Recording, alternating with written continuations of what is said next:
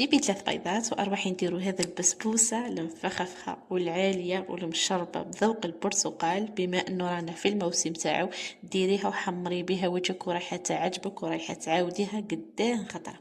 فوتوا المقادير.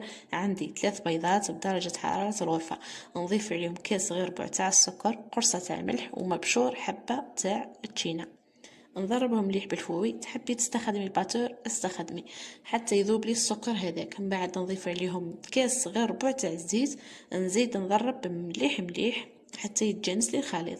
نضيف عليهم كاس غير ربع تاع الحليب، ونضيف عليهم كاس غير ربع ثاني تاع مع عصير التشينا، وعندي كاس غير ربع تاع نواس كوكو.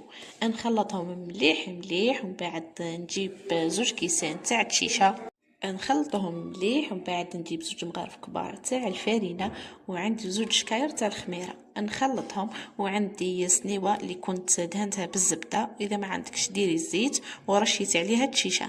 نفرغ عليها هذيك الخليط تاع البسبوسه ونخليها تطيب لي على نار متوسطه باش تطيب لي من الداخل.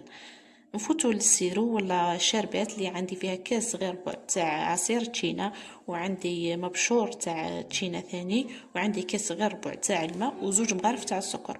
نحطهم يغليوا لي 3 دقائق، من بعد نصفيهم ونخليهم يبردوا. بعد ما طابت لي البسبوسه نحمرها من الفوق وغير نخرجها نشربها بالشربات هذيك. وانا زينتها بالكاوكاو، تحبوا ديروا بنوات كوكو كما تحبوا. وها هي النتيجه قدامكم. نتمنى انه تعجبكم. ما تنساوش ديروا لايك وابوني وتبارطاجيو الفيديو مع اصدقائكم. سلام.